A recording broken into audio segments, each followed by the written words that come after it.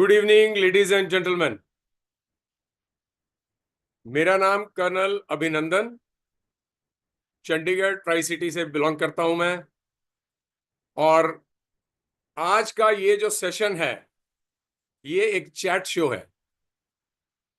High flyers बहुत जबरदस्त you know platform है हमारे लिए, सबके लिए। नई नई चीजें हमें हर रोज पता चलती हैं। और आज कहते हैं कि जब सदियों सदियों सदियों प्रेशर के अंदर कोयला दबता रहता है और उसको सहता रहता है, तो फिर वो क्या बनता है? वो हीरा बन जाता है, वो डायमंड बन जाता है।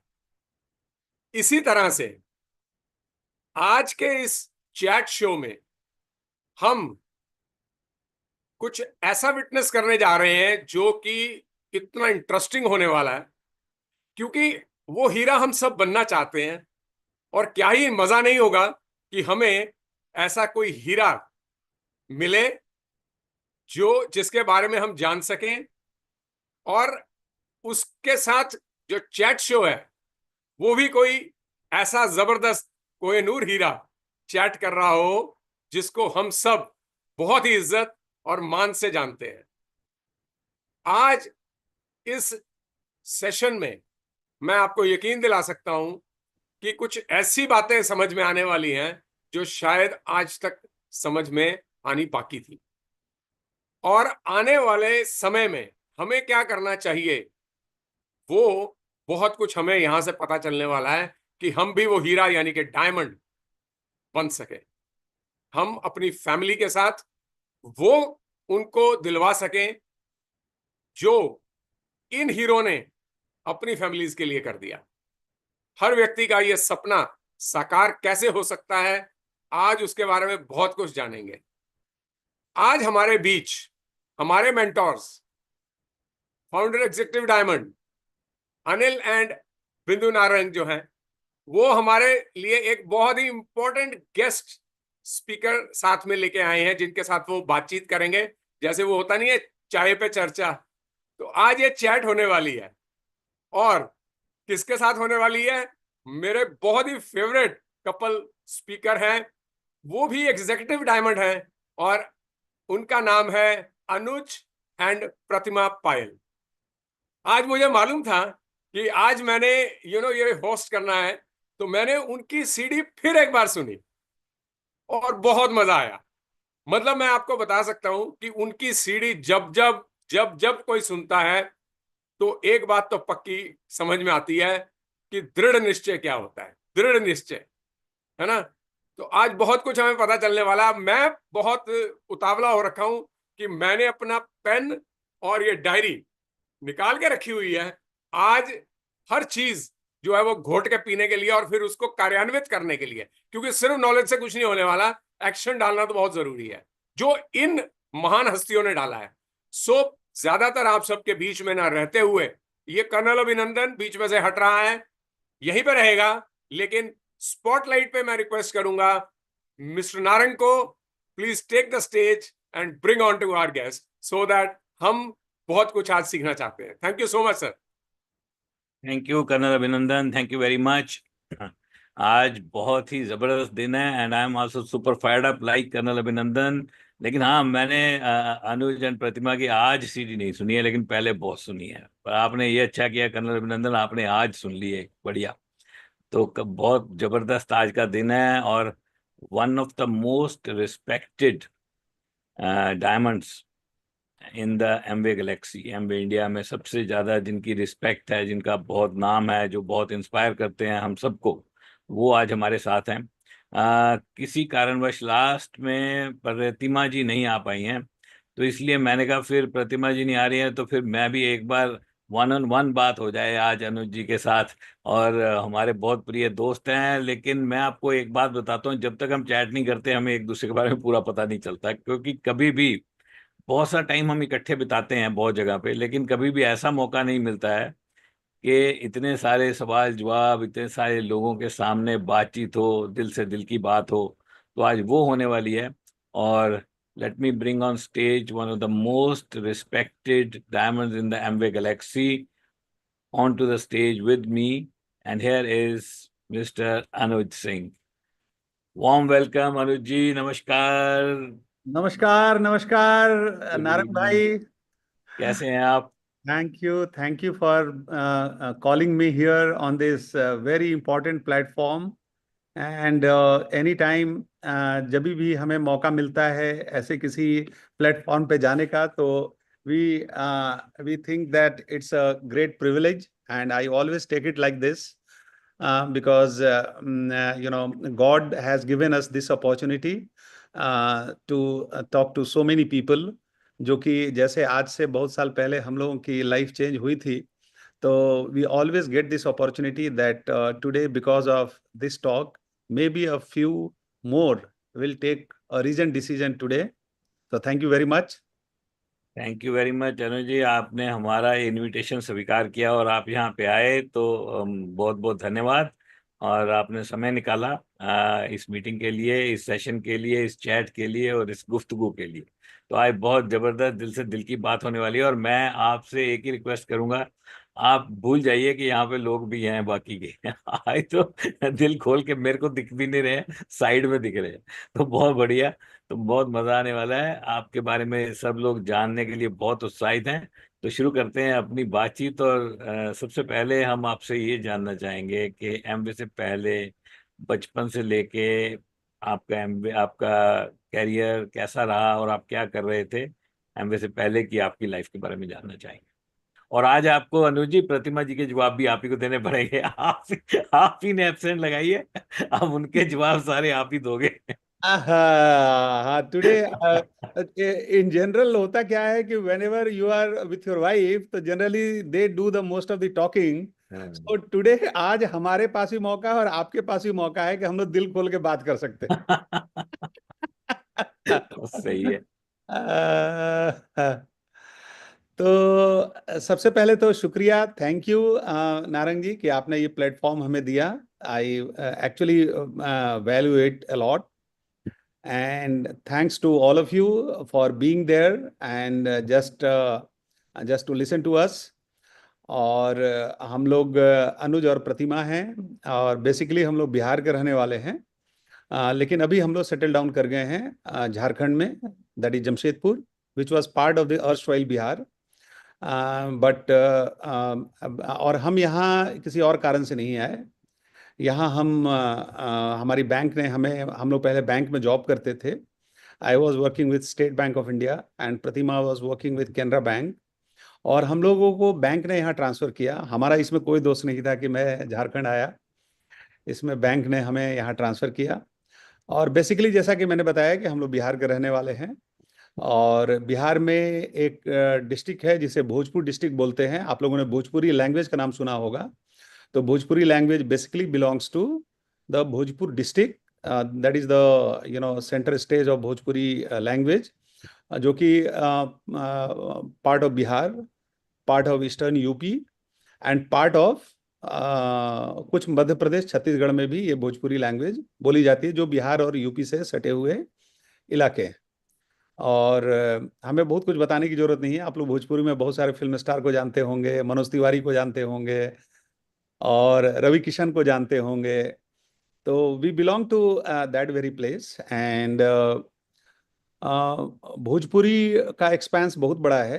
तो मैं थोड़ा सा भोजपुरी लैंग्वेज के बारे में बात करूं, चूंकि हमें स्टेज पे बात करने का मौका मिलता नहीं है. तो भोजपुरी एक ऐसी लैंग्वेज जो कि इंडिया के बाहर भी बहुत सारे कंट्रीज में बोली जाती है.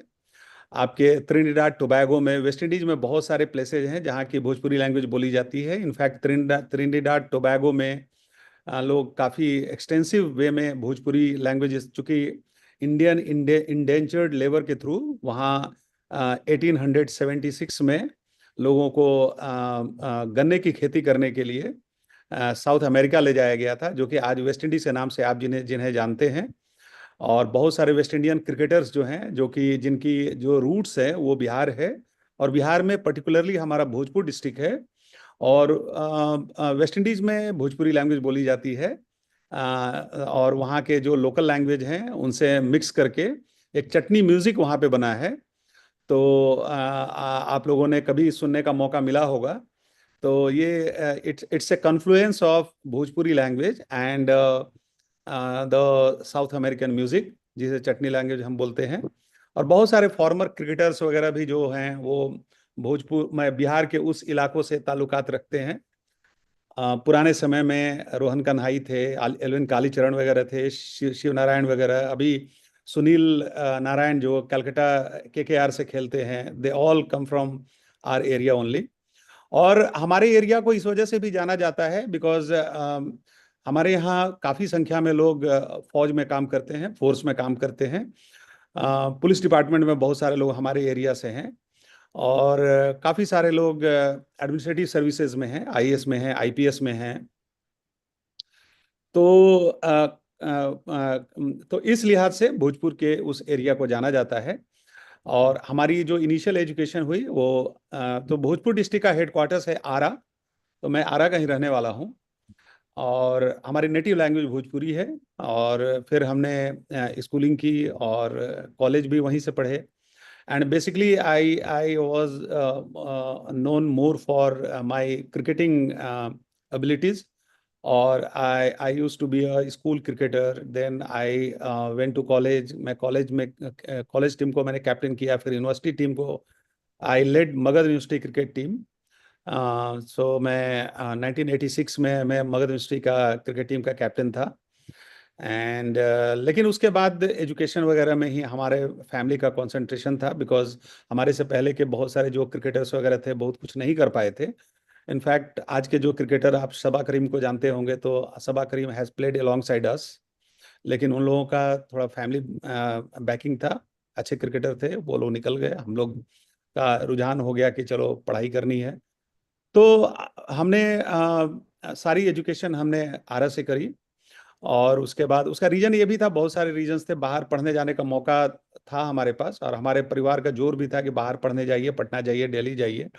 लेकिन हमारे यहाँ, मैं जिस संगत में रहता था वहाँ पे हमारे लिए बहुत चीज़ें मैटर करने लगी थी कि अगर मैं चला जाऊँगा तो फिर मैं यूनिवर्सिटी कैप्टन नहीं बन पाऊँगा, मेरा ये चांस निकल जाएगा। तो बहुत सारे अलग डिफरेंट कंसिडरेशंस थे जिसकी वजह से मैं बाहर नहीं गया। और हमने अपने परिवार को एश्योर किया कि लेट मी बी हियर, और यहीं से मैं जितनी भी एग्जाम्स वगैरह है वो सारे मैं करूँगा। तो मेरा इनिशियल रुझान मेरा आर्म्ड फोर्सेज में था। I wanted to be a pilot officer. मैं किसी टॉक में मैं बता नहीं पाया चूँकि ऐसा मौका लगा नहीं। तो 1986 में मेरी एसएसबी इंटरव्यू हमारी बेंगलोर में हुई थी। So I qualified as a pilot officer in Indian air force.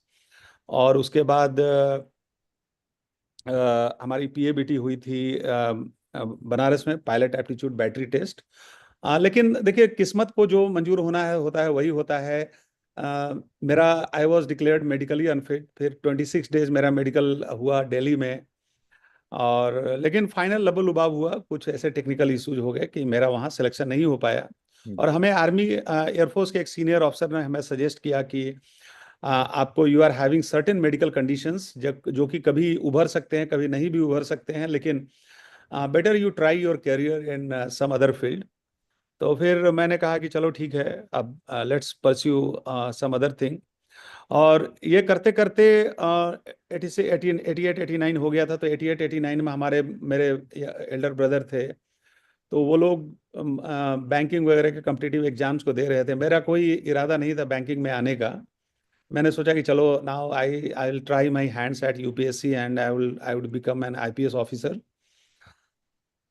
लेकिन बिंग में हमने दिया, और संजोग ऐसा हुआ कि जब मैंने फर्स्ट ईयर ही दिया तो मेरे 6-7 बैंकिंग के एग्जाम्स में मेरा सिलेक्शन हो गया था। तो before coming to State Bank, मैं यूनियन बैंक में आजमगढ़ में मेरी पोस्टिंग थी। I remain there for 4 months and 21.5 साल से ही मेरी नौकरी लगी। बहुत दिन से मैं काम कर रहा हूँ।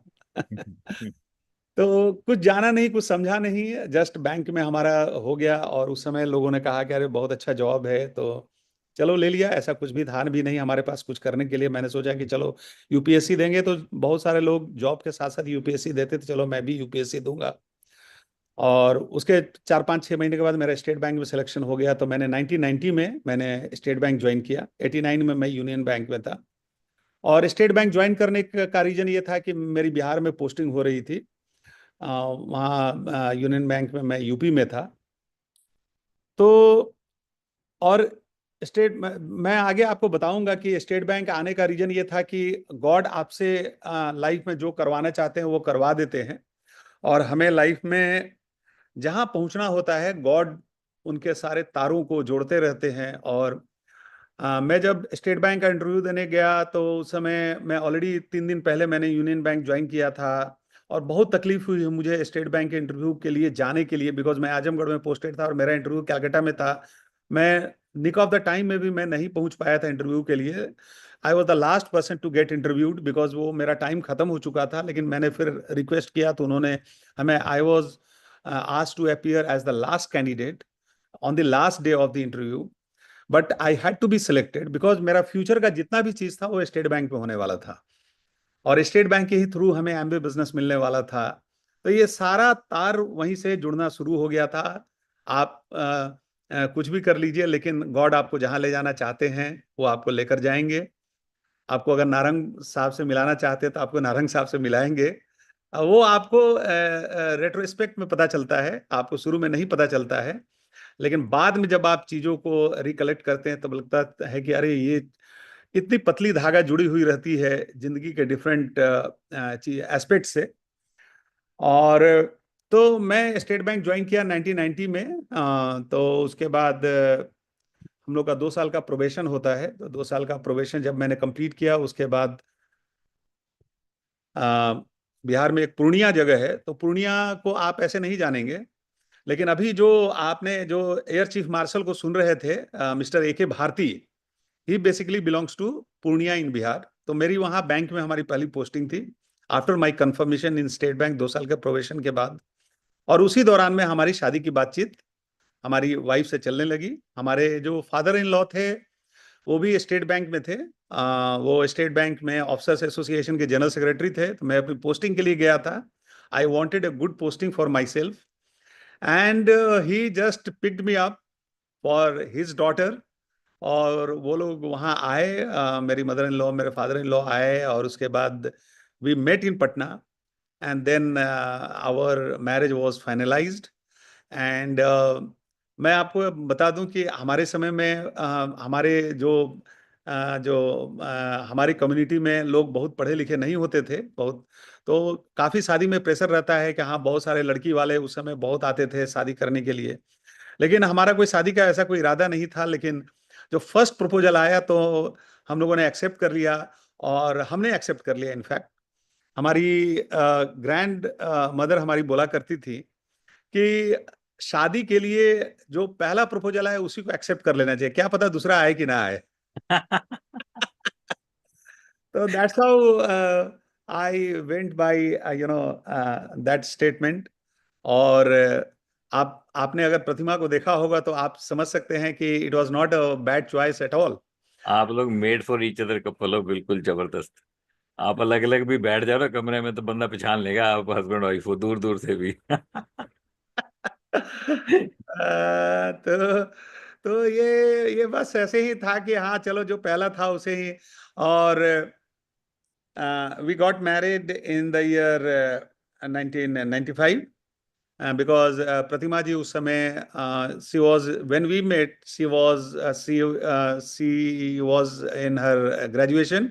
उन्होंने अपना ग्रेजुएशन कंप्लीट नहीं किया था, तो my parents insisted that let's see complete her graduation at least, then will get married. और तब उन्होंने अपना ग्रेजुएशन कंप्लीट किया। So we spend 3 years before marriage, और फोन वोन से हम लोग बात किया करते थे। 95 में वी गॉट मैरिड। फिर उस समय पटना में हमारी पोस्टिंग थी, और हमें लगा कि चलो अच्छा, उस इसी दौरान में जब मैं 3 साल हम लोग कोर्टशिप में थे, जब बात करते थे, उसी दौरान में हमने यूपीएससी दिया, और फाइनल सिलेक्शन नहीं हो पाया। कभी कभी कुछ मार्क्स से, कभी कुछ मार्क्स से मैं मिस करते चला गया, लेकिन फाइनली ये हुआ कि मेरा यूपीएससी में नहीं हुआ। और उसके बाद लगा कि चलो अब स्टेट बैंक में सेटल डाउन कर जाना है, अब यहीं स्टेट बैंक के मैनेजिंग डायरेक्टर बनना है या स्टेट बैंक का चेयरमैन बनना है, यही एक गोल था। और कोई लाइफ में कोई गोल नहीं था, शादी करनी थी, बच्चे पैदा करने थे।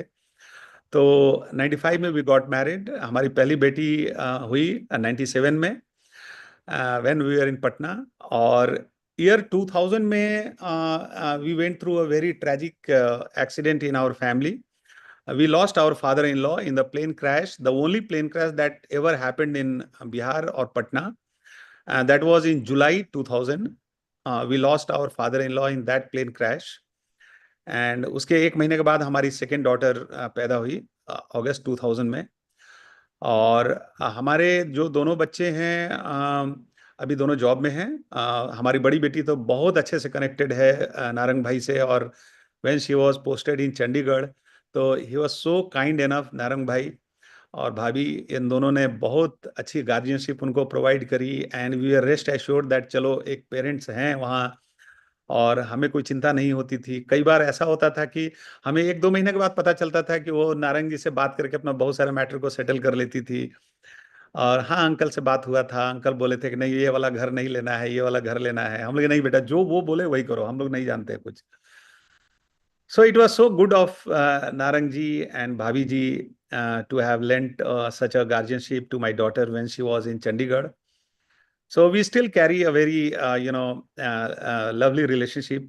And my daughter has a separate relationship with them, which we are so fortunate of. तो ये हमारा ये रहा, दोनों बच्चे हमारे हुए। उसके बाद बैंकिंग में हम सेटल डाउन कर गए थे। और पटना में ईयर 2001 में हमारी पोस्टिंग, मैं ब्रांच मैनेजर था, मैं ब्रांच को हेड कर रहा था, राजभवन ब्रांच था पटना में। और उस दौरान में हमारे एक डिप्टी मैनेजर हुआ करते थे। And he was kind of during last few days he was kind of pestering me to see some business proposition. And I was not at all interested. मैं कोई बिजनेस में, मेरा कोई माइंडसेट नहीं था, कोई इच्छा नहीं थी, कुछ नहीं था। I was very well settled in my job, and I was during that point of time, I was one of the fastest growing officer in the whole country. In fact, I Oh, was second or third in my, हमारे यहाँ जो all India ranking बनती है, तो I had a pretty good career with State Bank. और मेरा कोई ऐसा कोई इरादा नहीं था कि मैं to have even a look at anything else. पूरा लेकिन फोकस जॉब पे 90 पे आपने ज्वाइन किया एसबीआई। 90 और में हमने ज्वाइन किया। 90 में ज्वाइन किया और पूरा फोकस जॉब पे था और उसी में आपको ग्रो करना था पूरी तरह से। पूरी और तरीके से शिद्दत से काम कर रहे थे और आपका रैंकिंग भी जबरदस्त चल रही थी। मेरा रैंकिंग में तो वो जबरदस्त। आपके जिन्होंने आपको जो आपको अप्रोच कर रहे थे was he colleague, junior, senior, क्या था? वो हमारे deputy manager, I was the branch manager, वो हमारे okay deputy okay okay okay, junior colleague भाई थे अंडर आपके। में थे। मैं समझ गया। तो वो आपको कह रहे थे कि आपको कुछ दिखाना है। तो हाँ उस जी, टाइम जब वो आपको अप्रोच कर रहे थे, आपके बच्चे हो चुके थे दोनों? हमारे दोनों बच्चे हो चुके। मेरी बड़ी बेटी 3 साल, 3.5 साल की थी, और छोटी डॉटर हमारी जस्ट 1 साल की थी।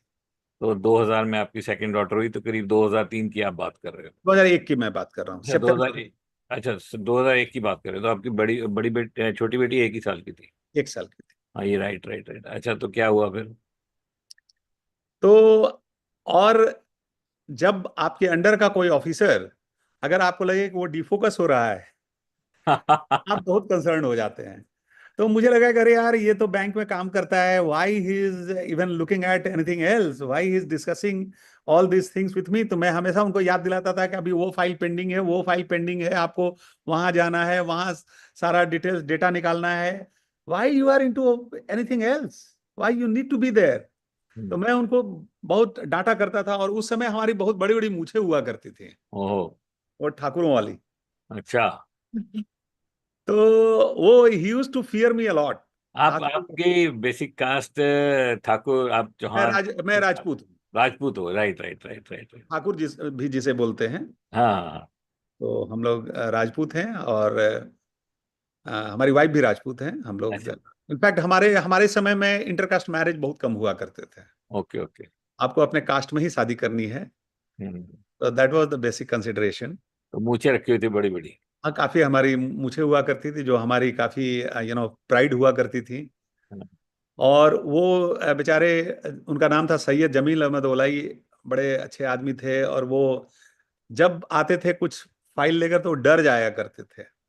लेकिन देखिए, जब आपके ऊपर ईश्वर की कृपा हो, तो जो व्यक्ति आपसे बहुत भी डर रहा हो, एक दिन हिम्मत करके आपसे बात कर लेता है।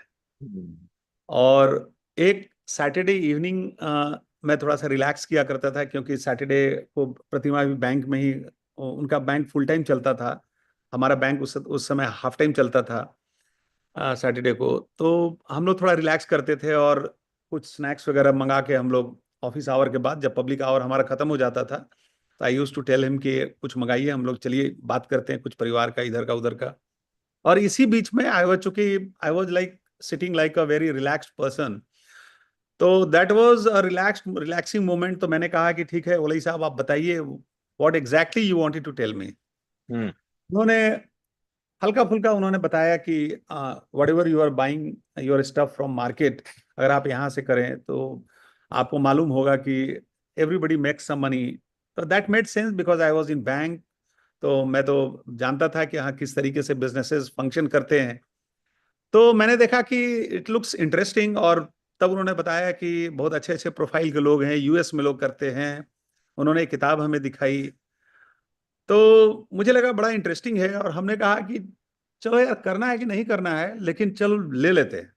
फिर मैंने कहा कि अच्छा ठीक है, आप ऐसा करिए, मंडे को आप किट मंगा के हमको ज्वाइन करा दी।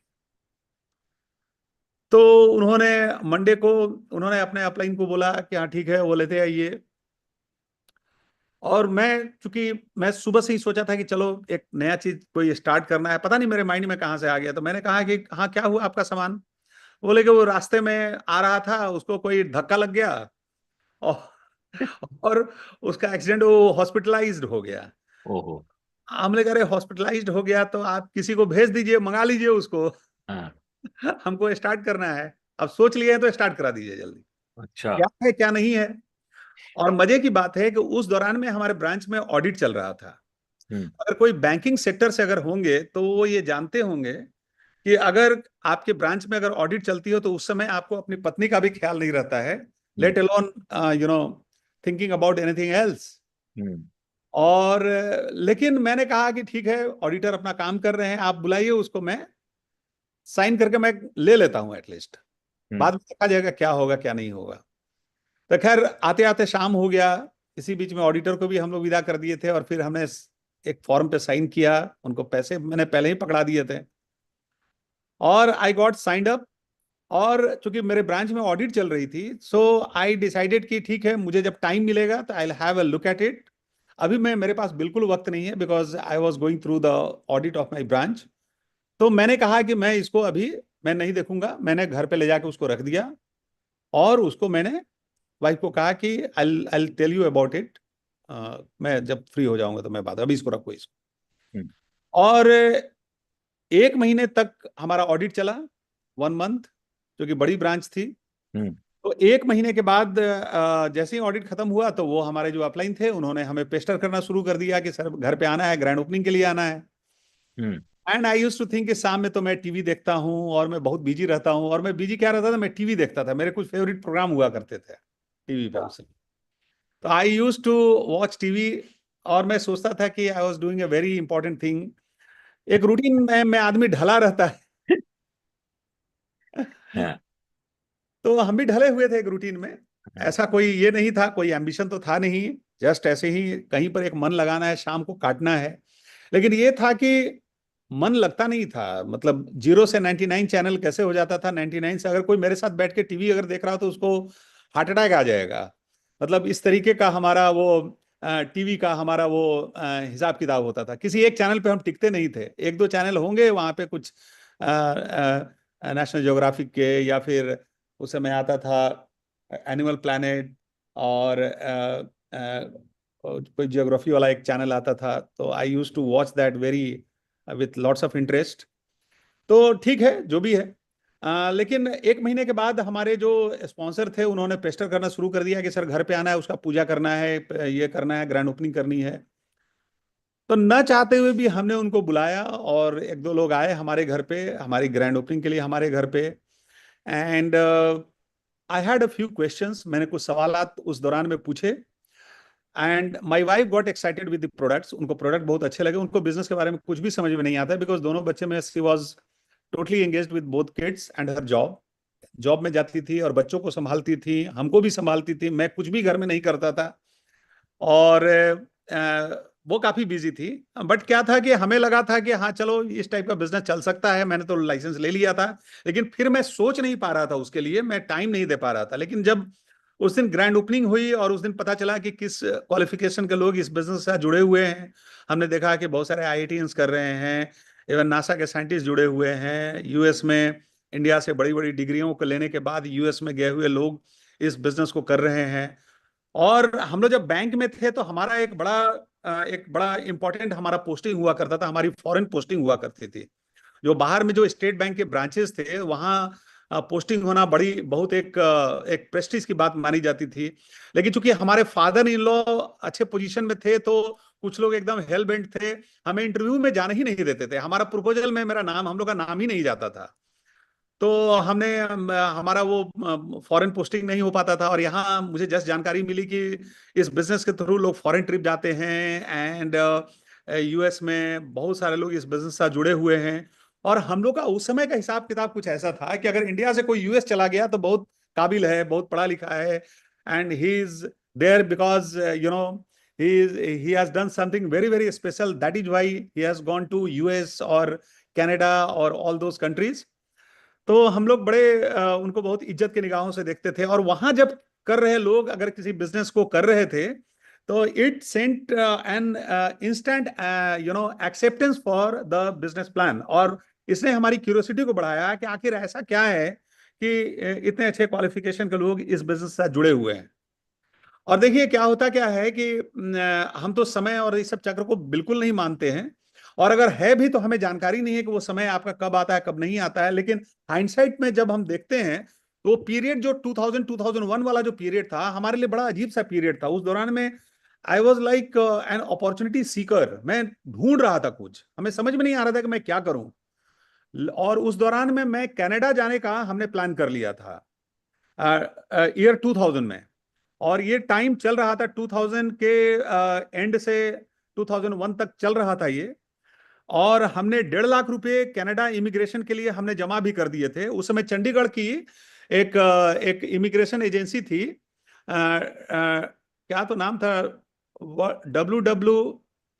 IC। हाँ आईसी, हाँ ऐसा वो कनाडा और ऑस्ट्रेलिया और में WWICS करके एक हुआ करती थी।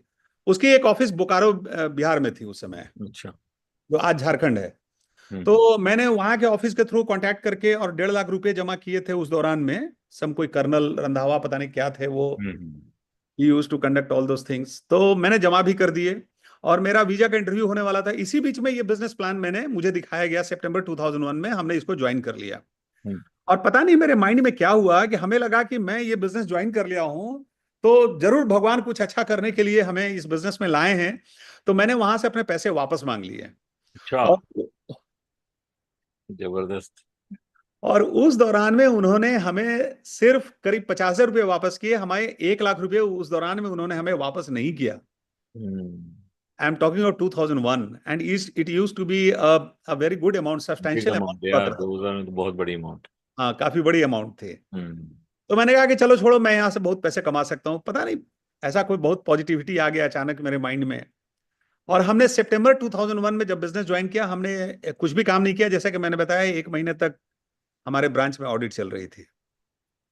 और अक्टूबर में हमारी ग्रैंड ओपनिंग हुई, अक्टूबर 2001 में। तो लिटरल बिजनेस अगर आप देखें तो हमारा स्टार्ट हुआ अक्टूबर 2001 से। वैसे हमारी ज्वाइनिंग है, हमारी एमए में एनरोलमेंट है सितंबर 2001 की। एक ही बात है, थोड़ा ही गैप। हाँ थोड़ा ही सा का गैप है। सितंबर 2001 इज रिमेम्बर्ड फॉर 2 थिंग्स। एक तो कि 9/11 हुआ था और एक हमारी ज्वाइनिंग हुई थी। वाह जी वाह। तो कमाल हो गई। तो इसने वहां उसने पूरे इंडिया और वर्ल्ड को चेंज कर दिया, इसने हमारी लाइफ को चेंज कर दिया। तो अक्टूबर में जब हमने मेरी ग्रैंड ओपनिंग हुई उसके बाद आई सडनली गॉट एक्साइटेड। और उसके बाद हमने जब काम करना शुरू किया आई फॉरगॉट कि मैं कब खाना खाने जाता हूँ। बैंक में मैं बस 10 बजे जाता था और 6:30-7 बजे निकल जाता था। और उसके बाद हम जो काम करना शुरू करते थे with in a period of 2-3 months हमने करीब 70 लोगों की टीम हमने पटना में खड़ी कर ली थी। I was working with lots of passion, बहुत मतलब कुछ पता ही नहीं चलता था कि कब कहाँ घूम रहे हैं, कभी कहाँ खा रहे हैं, कभी कहाँ जा रहे हैं, कहाँ गाड़ी उठा के जा रहे हैं, 100 किलोमीटर जा रहे हैं, 200 किलोमीटर जा रहे हैं। एंड तो वी आर। अनुज जी, एक क्वेश्चन आ रहा है मेरे माइंड में। सबसे पहली बात तो ये देखिए, मैं आपकी हमेशा रिस्पेक्ट करता हूँ इसलिए क्योंकि आपने बहुत ही अमेजिंग बिजनेस बिल्ड किया। One of the best businesses है आपका इस वक्त पूरे इंडिया में। तो अब जैसे आपने ज्वाइनिंग की स्टोरी सुनाई, वहां तक तो बड़ा क्लैरिटी हमें भी हो रही थी भाई, हाँ भाई ठीक है, ऐसे ही होता है ज्वाइनिंग में। लेकिन अब जब आप बता रहे हो कि अक्टूबर में आपकी किट ओपनिंग हो गई और उसके बाद में आप इतना सीरियस हो गए और भागने दौड़ने लग गए, तो वो टर्निंग पॉइंट क्या था? मतलब कैसे इतने सीरियस हो गए आप एकदम से? हम भी इतने लोगों को ज्वाइन कराते हैं, एकदम से इतना सीरियस कोई होता नहीं है। तो आप इतने सीरियस होने का मतलब मेन ट्रिगर क्या था वो? हाँ, तो कनेक्टिविटी फैक्टर था। एक तो हमने देखा कि काफी अच्छे प्रोफाइल के उस समय लोगों ने हमें बताया कि किस प्रोफाइल के लोग इस बिजनेस को बिल्ड कर रहे थे। हमने देखा कि इंडिया के टॉप यूनिवर्सिटीज से इंजीनियरिंग करने के बाद, एमबीए करने के बाद लोग यूएस जाकर इस बिजनेस को बिल्ड कर रहे थे। ये हमें सब डॉक्टर आपको जब वो किट ओपनिंग करने हैं तभी बताया आपके अपलाइंस में उस हमारे टाइम? अपने समय बताया। उन्होंने कुछ दिखाया आपको, फोटोग्राफ अपने मोबाइल में या कुछ वीडियो या क्या फाइल तो नहीं था, बुक्स दिखाया उन्होंने। अच्छा, बुक्स दिखाई, कुछ प्रोफाइल और सक्सेस टाइप। अच्छा। तो वो जो आपको किट ओपनिंग करने आए थे उनके क्या पिन लेवल थे और क्या अभी?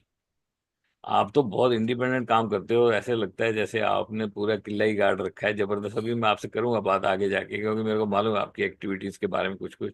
तो बहुत बहुत ही धुआंधार बैटिंग करते हो आप अभी भी, क्रिकेटर ना होते हुए भी एमवे में बैटिंग करते हो जबरदस्त। तो ये सब उस टाइम मतलब वो प्रोफाइल सक्सेस देख के वो आपका टर्निंग पॉइंट था, या कोई इवेंट में भी गए थे आप किसी में, या? यस। तो अक्टूबर में ही एक हमारा इवेंट भी हुआ था। हम्म। अक्टूबर 21 को, 21 या 20 अक्टूबर को एक इवेंट हुआ था। एक वर्कशॉप टाइप का हुआ था, और उस समय दिल्ली वगैरह से हमारे कुछ अप्लायंस वहाँ मूव किए थे। और वो वर्कशॉप हमने देखा था पटना में, एक श्री कृष्ण मेमोरियल हॉल है, वो काफी पूरा भरा हुआ था। और हमें ऐसा लगा कि it is not for no reason कि why so many people have gathered.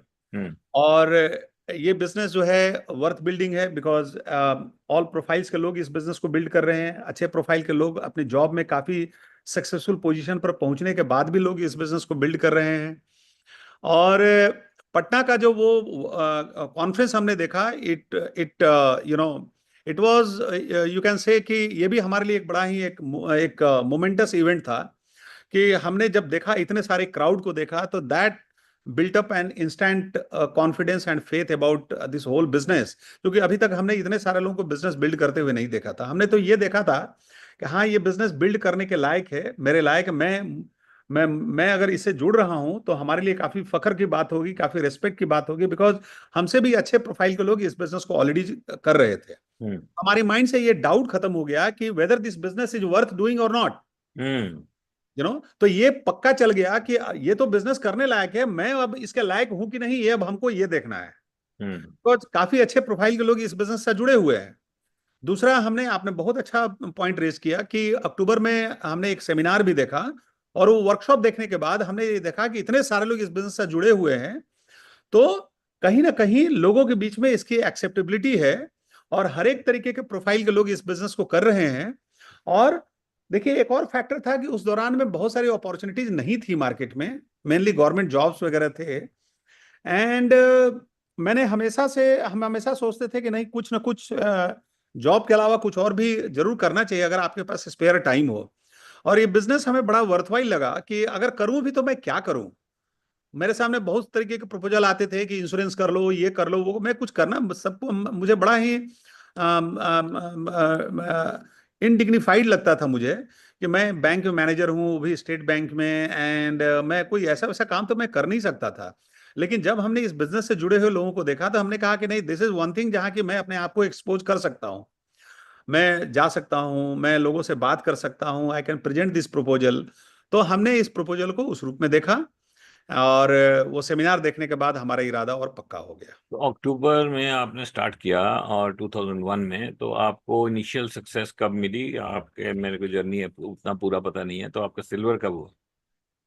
हाँ, तो मैं सेकेंड मंथ में ही, मैं फर्स्ट मंथ जो मैंने अक्टूबर में स्टार्ट किया, आई स्टार्टेड विथ 9% लेवल। अच्छा 1400 पीवी हमारी थी। सेकेंड मंथ में I locked at somewhere around 3200 PV. अच्छा हाँ, और 12% हमारा सेकेंड मंथ में, दैट इज नवंबर। दिसंबर में भी ऑलमोस्ट इसी टाइप का हिसाब किताब रहा, and January I got a transfer to Jharkhand. अच्छा ये ट्रांसफर कर दिया गया। अच्छा और उस दौरान में मैंने बहुत पापड़ बेले, मैंने बहुत रिक्वेस्ट किया उस समय के जो भी बैंक में सीनियर ऑफिसर्स थे। मैंने बहुत हवाला दिया कि माई मदर इज सिक, मेरे फादर ये है, बहुत झूठ भी बोला हमने। लेकिन देखिए, भगवान आपको जहां पहुंचाना चाहते थे, भगवान हमको बोल रहे थे कि बेटा तुम जमशेदपुर जाओ, वहां से तुम डायमंड जाने वाले हो। ओ लेकिन मुझे उस समय नहीं मालूम था, हम्म यू नो।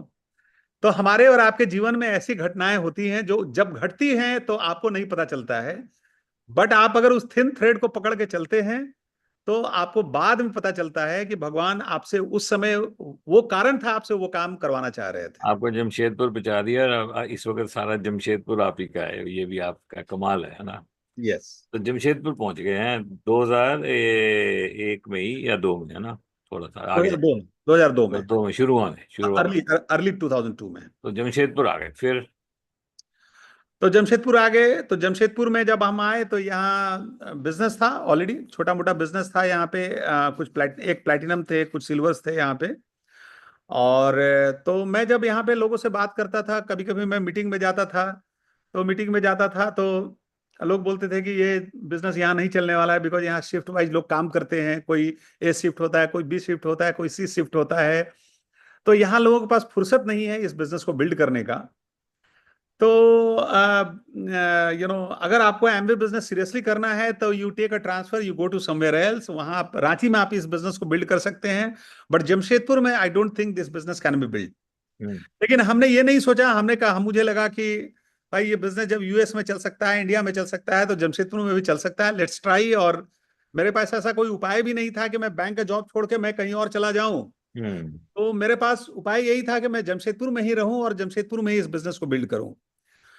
तो इनिशियली तो हमें वहां पर कोई बहुत अच्छे लोग नहीं मिले। लेकिन मैंने जो शुरुआत में जो टीम बिल्ड करी थी, मैंने पटना में और रांची में कुछ हमारे लोग आ गए थे। तो मैं पहले वीकली ट्रैवल किया करता था जमशेदपुर टू पटना।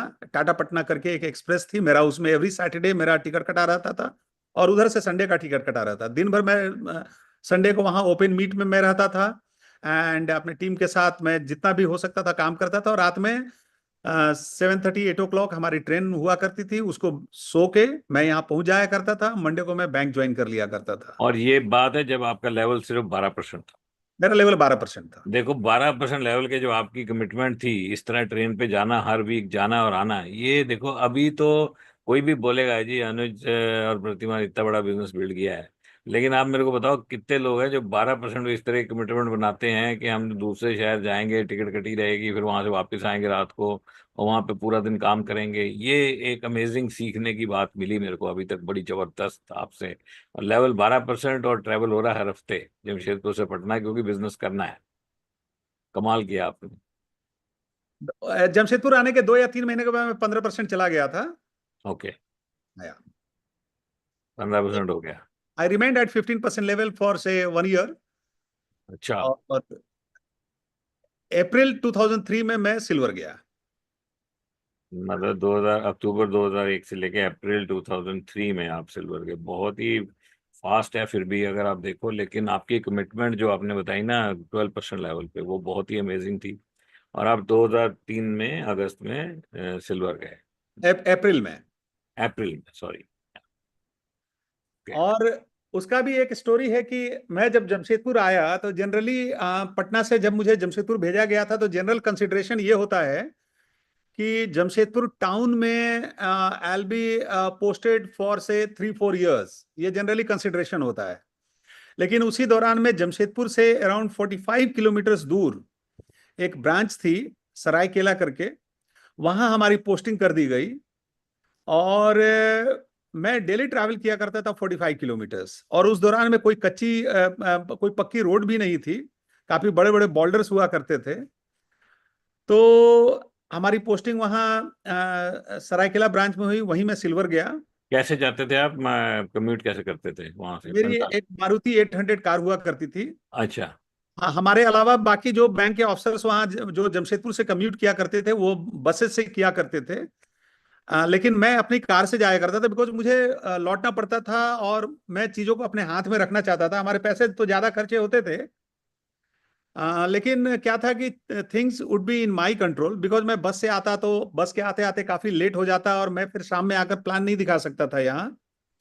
तो मैं अपनी कार से ही जाया करता था। मेरी मारुति 800 हमारी कार हुआ करती थी उस समय, और मैं उसी कार से ही जाया करता था। हमारे बहुत पैसे खर्च होते थे उस दौरान में। बट मैंने कहा कि चलो, मैं अगर जिस दिन मैं बिजनेस में सक्सेसफुल हो जाऊंगा तो हमें पैसे की चिंता हमें नहीं रहेगी। ये तो 2003-4 की बात है। 2003 की बात है। हम्म। 2003 में मैं मेरी वहाँ पोस्टिंग हुई अप्रैल में, सरायकेला में। और मैं 2002 नवंबर में हमारी पोस्टिंग हुई, में हुई, और 2003 में मैं अप्रैल में मैं सिल्वर गया। और फिर 2003 सिल्वर गया अप्रैल में, और फिर 2-3 महीने के बाद मेरा वहां से भी ट्रांसफर हो गया। अच्छा। हाँ, लोगों को पता चल गया था कि मैं एमबीए करता हूँ। लोग हमारे पीछे पड़े रहते थे। लोगों ने कहा कि इनको जमशेदपुर घुसने नहीं देना है, अच्छा। जमशेदपुर जाएंगे तो ये एमबीए करेंगे। अच्छा। तो हमने कहा कि बेटा तुमको जहां पोस्टिंग करना हो करो, जो मुझे करना है तो मैं तो करूंगा ही। हाँ। और मेरी पोस्टिंग एक राखा माइंस करके एचसीएल का एक प्रोजेक्ट था, वहां स्टेट बैंक की ब्रांच थी, वहां कर दिया गया। It was also in the outskirts of Jamshedpur. हाँ। और वहां फिर मैं प्लैटिनम गया, वहीं फाउंडर प्लैटिनम गया। और फिर वहां से मेरी पोस्टिंग बाहर बाहर ही रांची कर दी गई। हम्म। जमशेदपुर में फिर नहीं आया।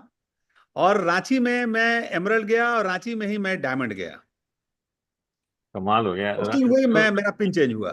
रांची में आप कौन से ईयर में एमरल्ड गए? एमरल्ड मैं गया 2007 सितंबर में मेरी एमरल्ड क्वालिफिकेशन शुरू हुई। और मैं फरवरी मार्च 2008 में मैं एमरल्ड गया। तो 2003 से 2008, 5 साल की। मेरे को आज ऐसा मजा आ रहा है आपकी स्टोरी सुन के, मेरे को लग रहा है मैं मूवी देख रहा हूँ, और मेरे को लग रहा है मैं एक ना बायोपिक बना सकता हूँ आपके ऊपर। जबरदस्त। काफी कमाल की स्टोरी है आपकी। वो खासकर वो जो आप जा रहे थे, पहले तो आपने ट्रेवल करना शुरू किया ट्रेन में पटना, फिर आप पहुंच गए वहां गांव में, फिर वहां 45 किलोमीटर रोज जाना, 45 किलोमीटर आना, फिर आके प्लान दिखाना। कमाल है बंदे ना। आजकल जो काम करते हैं ना, हमारे कई लोगों में देखता हूँ, अगर उनकी 45 किलोमीटर दूर पोस्टिंग को कहेंगे खत्म हो गया यार काम, एमवे छोड़ो अभी, अभी वहाँ के किसी तरह बस में जाना आना शुरू करो, आके इतना थक जाते हैं बस, फिर आके सो जाएंगे। भाई मैं तो जी कुछ नहीं हो सकता। कमाल किया आपने। और आप 2008 में आप एमरल्ड गए, हाँ। कमाल है यार, 2008 में। और उसके बाद डायमंड कब गए आप? हमने 2009 मार्च में हमने डायमंड क्वालिफिकेशन शुरू की, और 2009 अगस्त में मैंने कंप्लीट किया। मैं नेक्स्ट ईयर ही डायमंड चला गया। कमाल है, एमरल्ड के बाद डायमंड सिर्फ एक ही साल। हाँ, वही चूंकि पीछे फाउंडर काम हो रहा प्लेटिनम था में ना रहा पूरा। 4-4.5 साल मैं फाउंडर प्लेटिनम रहा। हाँ। उस दौरान में हमारी काफी स्ट्रक्चर बिल्ट हो गई थी। तो जबरदस्त। मैं एमरल्ड गया तो मैं 4 लेग से एमरल्ड गया था। कमाल है आपके, बहुत जबरदस्त आपने बिजनेस बिल्ड किया। और इतना अमेजिंग बिजनेस, आप हमेशा कंपनी के टॉप इंडिया के डायमंड में रहते हो, और हमेशा आप एडवाइजरी बोर्ड में रहते हो। और जबरदस्त बिजनेस बिल्ड किया आपने। कंट्रीब्यूशन आपकी पूरे एमवे इंडिया को इतनी अमेजिंग है कि आप 2001 में आए हो एक्चुअली बिजनेस में, जबकि इंडिया में 3 साल हो गए थे, और उसके बाद भी काफी झटके झुटके खाए आपने, लेकिन छोड़ा नहीं। जबरदस्त तरीके से 2009 में डायमंड शिप कंप्लीट किया। उसके बाद 2009 में डायमंड जॉब शिप। कब तक करी, कब तक जॉब करी आपने? हाँ, तो जॉब मैंने करी 2000।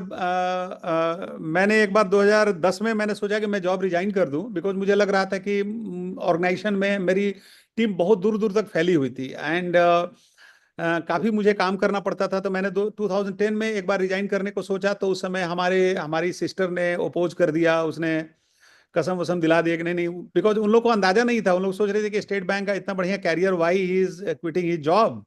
मैं उस समय चीफ मैनेजर था। तो उन्होंने कहा कि कल को तुम general manager, chief general manager, managing director हो जाओगे स्टेट बैंक के, तुम्हारा इतना अच्छा कैरियर है स्टेट बैंक में, बट मुझे लग रहा था कि मैं एमबी बिजनेस में और बहुत बड़ा कर सकता हूं, और मुझे अगर क्राउन जाना है एमबी में तो मुझे अब ये जॉब से फ्री होना पड़ेगा।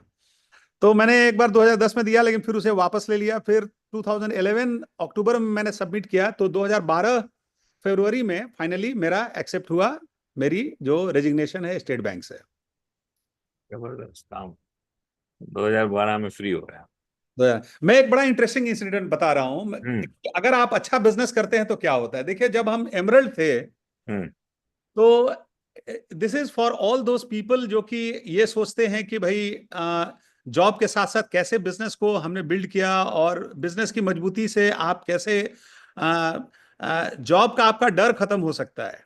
हम्म। तो बेसिकली क्या था कि मैं जब एमरल्ड हुआ तो पहला तो मेरा कंप्लेंट हुआ था, जब हम प्लैटिनम हुए थे तो कंप्लेन गया था बैंक में, रिटन किसी डिट्रैक्टर ने कंप्लेन कर दिया। तो खैर उस समय किसी तरीके से हाथ वाथ जोड़ के हमने कहा कि नहीं नहीं मैं नहीं करता हूँ, कसम उसम भी मैंने खाई। लेकिन जब मैं एमरल्ड हो गया तो मैं थोड़ा स्ट्रांग हो गया था, और जैसा कि मैंने बताया मैं 4 लाख से एमरल्ड गया था, मुझे अच्छी कमीशन आती थी उस समय में। और मेरे अगेंस्ट में कंप्लेन हुआ, तो एक्चुअली मेरे अगेंस्ट में कंप्लेन नहीं हुआ था। मेरी टीम में उस समय एक ही लेग में 3 लोग थे जो स्टेट बैंक से थे, तो वो लोग प्लैटिनम और फाउंडर प्लैटिनम गए थे, तो उनके अगेंस्ट में कंप्लेन हुआ था। अच्छा। और मेरे बारे में लिखा कि उस टोटल कंप्लेन में ये लिखा होता, so and so officers are they are building they are pursuing their business interest which is in contrast to their banking interest. और मेरे बारे में लिखा and Anuj Singh he is kingpin of the caucus. Kingpin. I still remember those wordings you know. हाँ। तो हमने कहा कि तो मेरे में तो एक इंक्वायरी सेटअप हुई, और हमारे यहाँ एक तो जब मैं प्लैटिनम था उस समय जब कंप्लेन हुआ था, मैं आपको वो भी बता दूं कि मैंने कैसे डील किया। उन्होंने पूछा कि Anuj Singh you are doing Amway. मैंने कहा कि me and Amway, no I have got nothing to do with Amway, why should I do Amway, I want to become managing director in state bank, मेरा career है sir state bank में। हाँ। तो उन्होंने कहा कि सर, तो हमने कहा कि अरे सर, तो बोले कि लेकिन आपके नाम से कंप्लेन है, तो कौन करता है? हमें सर मेरी पत्नी एमवे करती है and I have got nothing to do with her. हाँ। सर मैं कितना समझाने का प्रयास करता हूं लेकिन मेरी बात ही नहीं सुनती है। हाँ। तो फिर मैंने पूछा कि सर आपकी वाइफ आपका बात सुनती है क्या? तो कि नहीं जी, वो भी नहीं सुनती है। हमने कहा, सर फाड़ो इस कंप्लेन को, क्या करके रखे हो, पत्नियां क्या करती है उस पर किसका कोई कंट्रोल है सर? तो वो कंप्लेन उस समय खत्म हुआ। फिर मैं जब एमरल्ड गया तो उस समय कंप्लेन हुआ था। कंप्लेन बेसिकली हमारे नीचे में कुछ प्लैटिनम्स थे, उनके अगेंस्ट में कंप्लेन हुआ, और उन्होंने किंगपिन ऑफ द कॉकस लिखा मेरे अगेंस्ट में। मुझे बुलाया गया कि Anuj Singh you are doing Amway. लेकिन अब मैं एमरल्ड हो चुका था, 4 लाख से एमरल्ड हो चुका था, और रामू अब अमीर हो चुका था। तो मैंने कोई एक्सक्यूज नहीं लिया। हमने कहा कि हाँ सर एमवे तो करते हैं। My God, how can you say that you are doing Amway? हमने कहा कि सर अब क्या करें सर, आप बताइए ना। मान लीजिए कि एम्बे स्टेट बैंक से हमें हमारी सैलरी उस समय कितनी होगी, 85,000, 1 लाख रुपीज उस समय मेरी सैलरी होगी। और हमने कहा कि सर एम्बे में हमारी इनकम जो है करीब 2 लाख रुपए आती है। तो सर 2 लाख रुपए का इनकम में सर मैं कैसे छोड़ दूं, आप बताइए, अगर आपको इनकम आएगा तो आप छोड़ देंगे क्या? तो उन्होंने कहा कि यार 2 लाख रुपए आता है। नहीं कि हाँ सर, कभी कभी 2.5 लाख रुपया भी आ जाता है। बोले कि यार तुम ऐसा करो, तुम छोड़ो ये सब कंप्लेन उम्प्लेन, तुम मेरे घर पे आओ, चाय पीने कब आ रहे हो? शाम को। अच्छा। Oh my God. तो हमने कहा कि भाई देखो, आप अगर जब मजबूत बन जाते हो तो अब तुम क्या कर लोगे मेरा, मैं कल ही से आना बंद कर दूंगा। हाँ। हमारे यहाँ हमारी जो मैं जिस लेवल पे था, तो हमारे यहाँ जब पोस्टिंग होती थी chief manager and above level की, उसके लिए एक बहुत बड़ी मीटिंग ऑर्गेनाइज होती थी। जैसे यहाँ पर कैबिनेट मीटिंग होती है ना पार्लियामेंट में, वैसे ही हमारे यहाँ एक कैबिनेट टाइप की मीटिंग होती थी, सीएनसी मीटिंग होती थी, CMC meeting, circle management committee की मीटिंग। उसी में वो डिसाइड हो सकता था। मान लीजिए कि अगर मैं किसी ब्रांच में मेरी पोस्टिंग है और मैं वहां नहीं जाता हूं, तो मेरे प्लेस में अगर किसी को पोस्टिंग भी करना है तो उसके लिए हो सकता है 3, 4, 6 महीने तक वो ब्रांच खाली रह जाए, इसका भी डर होता है। तो मुझे मालूम था कि मैं इतना जल्दी मेरा रिप्लेसमेंट वो लोग नहीं करने वाला, और मैंने कहा कि मैं तो कल से, आप ज्यादा बोलोगे तो मैं कल से आना बंद कर दूंगा। उस टाइम उस टाइम आपने मुझे रखी हुई थी बड़ी बड़ी कि नहीं? उस समय तक मुझे हटा दी। तो हमारे यहाँ जब मैं प्लेटिनम गया, प्लेटिनम के बाद हमने मुझे हटा दी थी, प्लेटिनम या फाउंडर प्लेटिनम के लेवल पे ओके ओके। मैंने मुझे हटा दी थी, बिकॉज लोगों ने कहा, मैंने पूछा कि मूछ से क्या प्रॉब्लम है, तो लोगों ने कहा कि आपकी एक्सेप्टेबिलिटी बढ़ जाती है, अच्छा। आपके सफलता में रुकावट आ सकता है, प्लस ओके लोगों के को आपके आपके एक्सेप्टेंस में रुकावट आ सकता है। ओके। तो हमने कहा कि इस रुकावट को भी हटा दो। हम्म। तो मैंने वो रुकावट हटा दिया। हालांकि हमारे लिए बहुत मतलब हमारे लिए बहुत इज्जत की बात हुआ करती थी हमारी मुस्टैच, और काफी अच्छी मुस्टैच हुआ करती थी हमारे लिए, लेकिन और हमारी काफी शिकायत हुई हमारे घरों में। मैं अपने जब नेटिव प्लेस जाता था, अरे तुम कैसे, you are not looking good at all, तुम कितना अच्छा रौबदार लगते थे हो। तो हमने कहा कि अब जो होना हो है। अब मैंने कहा कि चलो ठीक है, हमारे अपलाइंस ने कहा कि हटा दो, तो मैंने कहा कि चलो ब्लाइंडली फॉलो करते हैं। हालांकि ऐसा कुछ नहीं था, हम तो हम्म। उसके साथ भी रह सकते थे। आप अनिल भाई की मुझे इतनी जबरदस्त हैं, शानदार हैं। मैं तो सोच रहा हूँ इसको हटा के क्राउन जा सकते क्या? अरे अब तो आप इसके साथ भी जा सकते हैं। सही है। जबरदस्त स्टोरी है आपकी। This was how it is. कमाल हो गया। तो अनुज जी फिर बिजनेस तो बढ़ता है गया, आपकी तो टीम बहुत ही एक्सपैंड हो गई है और बड़ी टीम है जबरदस्त, और आप हमेशा आप बिजनेस भी बहुत ही अमेजिंग तरीके से स्टेबल बिजनेस करते हो। तो आपका वर्क एथिक तो मैंने देखा है बहुत अमेजिंग है, बहुत कमाल किया आपने। ये जो स्टोरी के अंदर कुछ ऐसे टिप्स थे जो कि जिन्होंने मेरे को हिला के रख दिया, जो आपने जो कमिटमेंट दिखाई, क्योंकि मैंने देखा बिना कमिटमेंट के होता नहीं है। लेकिन आपकी इतनी बड़ी सक्सेस के अंदर आपको किन चीजों ने सबसे ज्यादा हेल्प किया? क्या आपके अपलाइंस ने हेल्प किया, सिस्टम ने किया, आपका वर्क एथिक, आपने कुछ बनाया? क्या हुआ, क्या इतना बड़ा सभी नहीं कर पाए ना? आपने जिस स्पीड पे काम किया है, जो आपने बिजनेस बिल्ड किया है, मेनली किन चीजों ने आपको सबसे ज्यादा हेल्प किया है? हाँ, तो देखिए, मैं संजोग से ऐसा था कि मैं अपने अपलाइन के फाउंडर प्लेटिनम के ऐसे पोजीशन पर था, उनके उस डेप्थ में, जहाँ की शायद उन्हें हमारी कोई नजर भी नहीं पड़ती थी और शायद जरूरत भी नहीं थी। ये भी ऐसे ही। तो क्या था कि बिजनेस की जरूरत हमें थी, तो एक चीज था कि हम लोगों ने ओनरशिप तुरंत ले लिया था इस बिजनेस का। तो पहली चीज ओनरशिप, राइट। पहली चीज ओनरशिप। देखिए, हम्म। मैं आपको एक स्मॉल इंसिडेंट बता रहा हूँ कि जब मैं अक्टूबर में, जब मैंने इस बिजनेस को स्टार्ट किया, तो मेरे घर में होम मीटिंग के बाद पहली एक होम मीटिंग रखी गई हमारे घर में। हम्म। और मैंने अपने कुछ फ्रेंड्स वगैरह को वहाँ बुलाया हुआ था, और मैं सडनली बहुत सीरियस हो गया था बिजनेस के लिए। और मेरे घर में जब होम मीटिंग हो रही थी, तो हमारे 3-4 अपलाइन थे मेरे ऊपर, वो लोग सब आके बैठे हुए थे, और एक अपलाइन प्लान दिखा रहे थे। एंड ही वॉज, वो भी हमसे जस्ट 1-2 महीने पहले उन्होंने बिजनेस को ज्वाइन किया होगा, 3% वगैरह पे होंगे। और वो जब प्लान दिखा रहे थे, तो मेरा ब्लड प्रेशर बढ़ रहा था, बिकॉज उनका प्लान देख के हमको ऐसा लगा कि कोई ज्वाइन नहीं करेगा। हमको अच्छा। टेंशन हो रहा था। तो मैंने एक और अपलाइन को मैंने जस्ट एक चिट में लिख के दिया कि मैं अभी आपको, I am going to call you on on the stage, तो just be ready for that. मैंने उनसे पूछा भी नहीं कि आप आएंगे कि नहीं आएंगे। और मैं तुरंत खड़ा हुआ, मैंने कहा कि जस्ट अ मिनट। और मैं खड़ा हुआ, मैंने कहा कि हमारे अभी तक हमारे इन अपलाइन ने बहुत जबरदस्त प्लान दिखाया, लेकिन अब आगे का प्लान जो है, हमारे फलाने अपलाइन अब आएंगे, and he is going to take over from here. ओहो। ऐसा नहीं करना चाहिए था, लेकिन मैंने ऐसा किया। नहीं अनुज जी, मैं आपको एक बात बताऊं, ये जो लोग डायमंड जाते हैं ना एमबीए बिजनेस में, मैंने ये देखा है कि वो कुछ ऐसा करते हैं जो नहीं करना चाहिए था। वो जरूर करते हैं कुछ ऐसा जो नहीं करना चाहिए था उस टाइम, लेकिन वो इसलिए करते हैं क्योंकि उनसे रुका ही नहीं जाता है। वो जैसे आप कह रहे थे ब्लड प्रेशर बढ़ रहा था, अब आप ये सोचो वो ब्लड प्रेशर को बढ़ते रहने देना चाहिए था या गलत काम कर देना चाहिए? अब ब्लड प्रेशर को कंट्रोल में लाना ज्यादा जरूरी है, गलत काम करके अगर आता है तो। अच्छा किया आपने। ऐसे काम हमने भी बहुत किए अपने कैरियर में और बिजनेस के अंदर। और अच्छा, फिर वो नए अपलाइन आ गए सामने। अब मेरे दूसरे अपलाइन आ गए, उन्होंने वहां से टेक ओवर किया। तो आई डिड दैट बिकॉज ये, आई had taken over the ownership of the business. Doesn't matter what my upline is thinking, what anybody else is thinking, but मुझे ऐसा लग रहा था कि हमारे बिजनेस को हार्म हो रहा था जिस तरीके से वो प्लान दिखा रहे थे उस समय।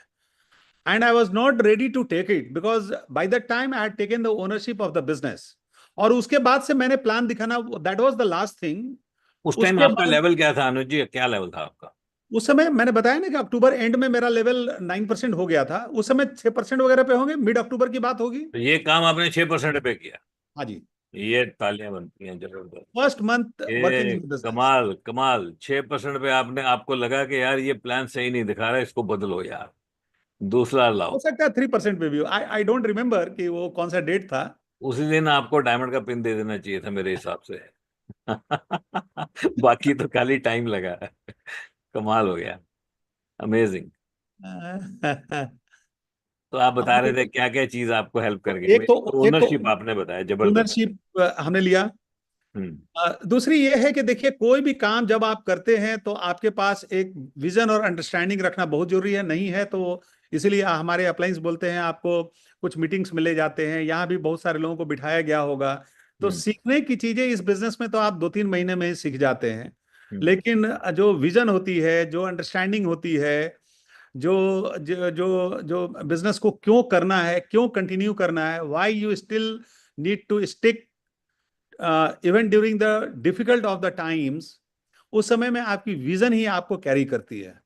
यू नो, जब मोस्ट डिफिकल्ट टाइम लगता है कि जैसे जैसे जब मैं जमशेदपुर आया था तो मैं किसी की जरूरत, बोलते हैं ना कि ना किसी के दिल का चिराग हूं ना किसी का। मैं अपने अपलाइन के एक ऐसे ऑर्गेनाइजेशन में था, मेरे ऊपर एक सिल्वर थे, और उनके उनके यहाँ ऑलरेडी 15% वगैरह उनके लेग थे। मैं जिस लेग में था वो तो बस ऐसे ही फालतू टाइप का लेग था, उसमें कोई कुछ नहीं था। मैक्सिमम पिन वाज 3%, एक सिल्वर के नीचे एक 3% का वो लेग था। तो बहुत जरूरत नहीं थी किसी को, और nobody was even willing to visit Jamshedpur, और मुझे कोई ऐसा कोई चिंता भी नहीं था। इनफैक्ट मैं जब फाउंडर प्लेटिनम हो गया तब पहली बार हमारे कोई अपलाइन जमशेदपुर आए, हम्म। और वो भी आए, उनके कुछ लोग थे यहाँ, तो उन्होंने यहाँ अपॉर्चुनिटी देखी और वो यहाँ आए कि जमशेदपुर में शायद बहुत अच्छी अपॉर्चुनिटी है। तो 2004 के बाद ही यहाँ कोई अपलाइन आए जमशेदपुर में। हम्म। तो आपके पास एक बिजनेस की एक विजन तो होनी ही चाहिए, और विजन क्या है, नहीं ले सकते तो उधार लेनी है। कभी कभी लाइन में भी आपको लग जानी पड़ती है। जैसे जब मुझे बिजनेस की समझ नहीं थी तो मैंने बिजनेस को ज्वाइन कर लिया था। हम्म। बिजनेस को बिल्ड करने के डिसीजन आपके रोज बनते हैं, एक दिन में नहीं होते हैं। वो हम्म। ग्रेजुअल आपके वो डिसीजन जो है हर दिन बनते हैं। आज भी बहुत सारे लोगों को कोरोना के बाद लगा होगा कि they have something very very important thing to do. तो आज भी हर दिन आपको अपनी डिसीजन को आपको मजबूत करनी पड़ती हैं। तो आपकी अंडरस्टैंडिंग, आपकी विजन हर समय काम करेगी। आपकी डिसिप्लिन आपके लिए बहुत इंपॉर्टेंट होती है। देखिए, इमीडिएट एक्साइटमेंट तो कहीं से भी आपको मिल सकता है, कोई एक सेमिनार से, कोई एक चीज से। लेकिन अगर आपने अगर कोई चीज पे अपने दिमाग को बिठा लिया है कि नहीं, कुछ भी हो जाए मैं शाम में एक प्लान, दो प्लान दिखाऊंगा, तो ये डिसिप्लिन के थ्रू ही आपको कभी ना कभी लोग मिल जाएंगे। अगर ट्रेन की पटरी पे चलते रहेंगे तो कभी ना कभी ट्रेन से आपका वास्ता हो जाएगा।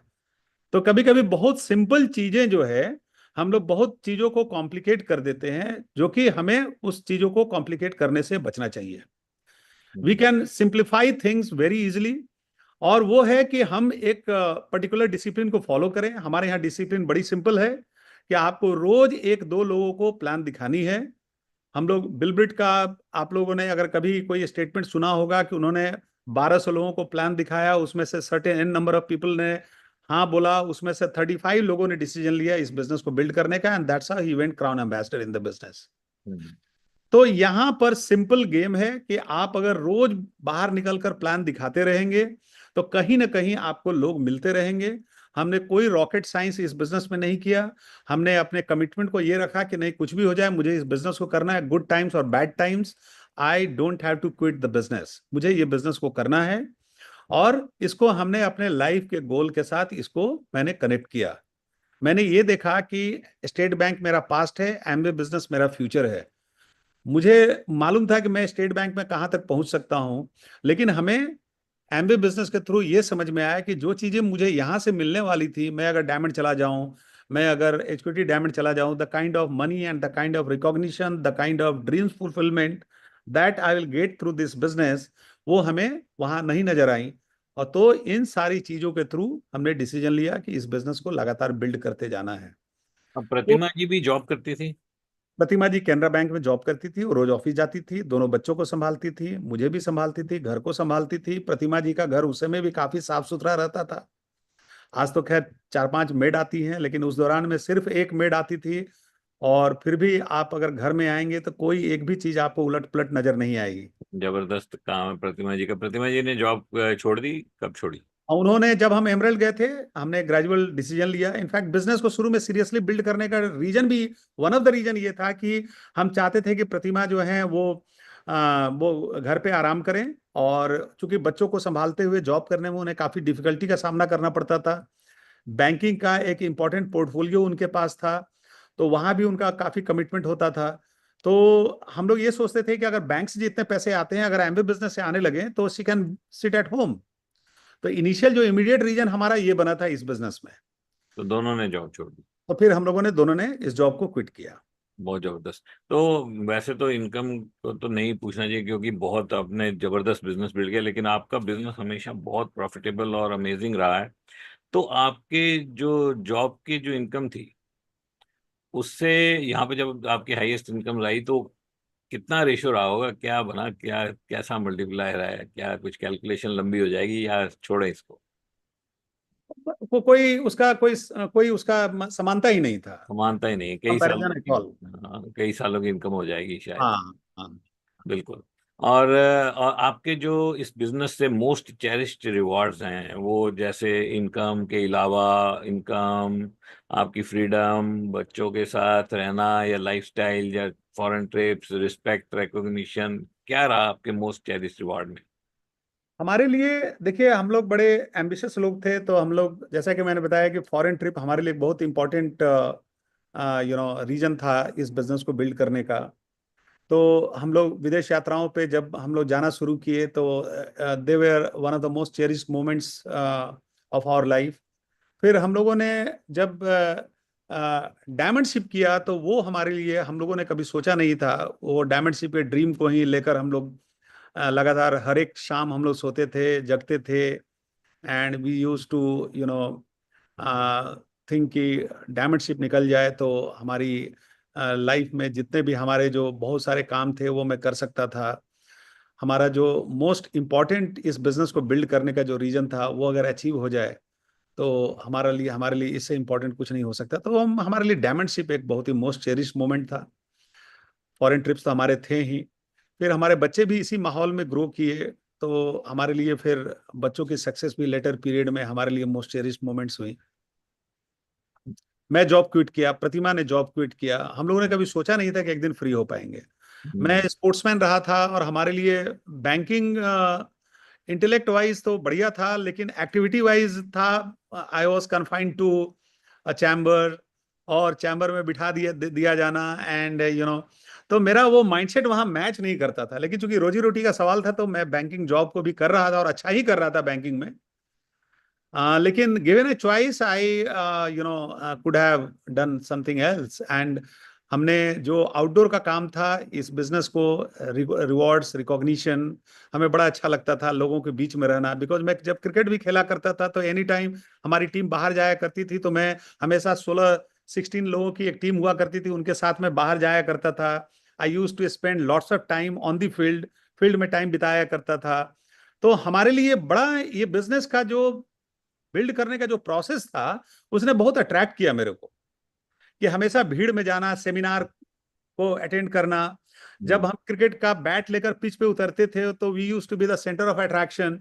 तो वैसा ही कुछ फीलिंग यहाँ भी आता है। अब नारंग साहब कल जा रहे हैं सेमिनार देने, जयपुर जा रहे हैं, तो he will be the be all and make all of the Jaipur town. वो जाएंगे वहां, इतने सारे लोग उनको सुनेंगे। तो ये काइंड ऑफ रिकॉग्निशन जो यहाँ मिलता है, आप सोच भी नहीं सकते हैं कि क्या फीलिंग होती है जब आप एक डिफरेंट टाउन में, जहाँ के आपको लोग नहीं जानते हैं, और इतने सारे लोगों के बीच में आप जाते हैं और आपको सुना जाता है। तो आप सोच नहीं सकते हैं कि वो क्या फीलिंग होती है। That is totally inexplicable. जबरदस्त। बिल्कुल बिल्कुल जबरदस्त। अनुज जी, एक क्वेश्चन है कि हम लोग कुछ अलग तरह से बिजनेस बिल्ड कर रहे थे जब हमने स्टार्ट किया, है ना? और फिर ये health first approach I Amway की तरफ से, बहुत जबरदस्त शिफ्ट आया। अभी तो फिर बैलेंस हो गया दोबारा से, अब तो फिर BBS आ गया, अब इसका नाम हेल्थ एंड वेलबींग सेमिनार नहीं है बल्कि ये बिजनेस बिल्डिंग सेमिनार है। तो ये कुछ ट्रांजिशंस हो रही हैं और मेरे को लगता है कि इंसान इतना अडेप्टेबल होना चाहिए कि कुछ भी होता रहे। तो अपना गोल तो सिंपल है कि लेग्स क्वालिफाई होनी चाहिए, लीडर बनाने हैं। लेकिन आपको क्या कोई चैलेंज आया? हेल्थ फर्स्ट अप्रोच आई, आपने कैसे अडेप्ट किया या कैसा लगा आपको उस टाइम? हाँ, तो देखिए, ये समझने में कोई रॉकेट साइंस तो है नहीं कि आज पोस्ट कोरोना लोगों को ये समझ में आया कि how important health has become, you know. और देखिए, आप उस फील्ड में ज्यादा पैसे कमाते हैं जो फील्ड उस समय का जो जो जो जो मोस्ट प्रिवेलेंट फील्ड होता है। आज पूरे वर्ल्ड में आप देखिएगा तो हेल्थ की बातें हो रही हैं। Now everybody has started understanding health. आज बहुत सारे लोग पास पैसे हैं लेकिन वो लाइफ को एंजॉय नहीं कर पा रहे हैं। आज लग्जरी का डेफिनेशन बदल गया है। हम्म। और हेल्थ के बारे में देखिए, मैं आपको एक चीज जरूर बताऊंगा कि इतनी समझ तो हर एक आदमी को होनी चाहिए। और ये धीरे धीरे लोगों ने भी समझा कि पैसे तो खैर इंपॉर्टेंट हैं ही, लेकिन आपको सिक्योरिटी के लिए पहले सिर्फ पैसे के बारे में लोग समझते थे, लेकिन सिक्योरिटी आजकल दोनों है। पैसा और हेल्थ दोनों है। दोनों के हम्म। कॉम्बिनेशन से ही आप सिक्योर्ड होएंगे। लाइफस्टाइल भी, जब आपके पास पैसा और हेल्थ दोनों होगा तभी आप लाइफस्टाइल को भी एंजॉय कर पाइएगा। बिल्कुल। अगर सिर्फ पैसा होगा, हेल्थ आपका अच्छा नहीं है, तो आप लाइफस्टाइल को एंजॉय नहीं कर पाइएगा। हम्म। सिक्योरिटी की भी बातें करें, अगर सिर्फ पैसा है हेल्थ नहीं है तो सिक्योर्ड आप नहीं फील करेंगे। हम्म। तो दोनों को लेकर चलना है। Amway business is ultimately it's all about you, it's all about the leadership, it's all about the organisation. और आप यहां भी, आप चाहे हेल्थ फर्स्ट की बातें करें या अपॉर्चुनिटी फर्स्ट की बातें करें, ऑर्गेनाइजेशन ऑलवेज मैटर्स। आप अगर ऑर्गेनाइजेशन बिल्ड करेंगे तभी बिजनेस कर पाएंगे। अगर ऑर्गेनाइजेशन बिल्ड नहीं करेंगे, you will have to be a leader. आप चाहे हेल्थ के फील्ड में हो, चाहे आप अपॉर्चुनिटी के फील्ड में हो, but you will have to lead people from the front. जब हम लोग हेल्थ फर्स्ट के अप्रोच में घुसे तो हमने कहा कि पहले हमें एक एग्जांपल, और हमारे लिए बहुत डिफिकल्ट था because we had built up all around all our business around eating programmes. हम लोग कुछ भी प्रोग्राम करते थे खाने पीने का, चलो आज ये खाते हैं, तुम ये अचीव कर लो, ये खिलाएंगे तुमको, हम तुमको प्लेटिनम लेकर जाएंगे, तुम बोलो हमको कहाँ ले जाकर खिलाओगे। तो हमारे सारे प्रोग्राम खाने के ही इर्द गिर्द होते थे। और हमने कहा कि मैं अगर लोगों को बोलूंगा तो कोई हमारी बातों को लेने वाला नहीं है। मैंने कहा कि I will have to lead from the front. मुझे अपने हेल्थ को ट्रांसफॉर्म करना पड़ेगा, एंड दैट्स हाउ हमने, I went down from 107 kgs to 82 kgs which is I am right now. तो मैंने 25 केजी अपने वेट को मैनेज किया। और हमारे नारंग भाई ने भी बहुत अपना हेल्थ को आपकी मैनेज तो ट्रांसफॉर्मेशन बहुत जबरदस्त है अनुज, आपकी तो बहुत अमेजिंग ट्रांसफॉर्मेशन है। बहुत इंस्पायर किया। किया आपने भी, आपका भी तो पुराना फोटो हमने देखा है, और आज आप आपने। तो देख लीजिए, आपको पता नहीं चलेगा इनका एज क्या है। हम लोग तो प्राइवेटली बात कर सकते हैं, पब्लिकली तो बता भी नहीं सकते। मैं तो खुल के बता देता हूँ। अनुज अनुज हमारे घर आए थे एक बार, अनुज और प्रतिमा। तो वो बड़ा चेरिश मोमेंट है हमारा, वो अभी भी हम याद करते हैं कि बाई चांस बन गया देखो एक बार। तो बड़ा मजा आया उस टाइम आपके साथ, अच्छा टाइम स्पेंड हुआ। अनुज एक क्वेश्चन आपसे जाते जाते, अब लास्ट ही है, दो क्वेश्चन रह गए हमारे।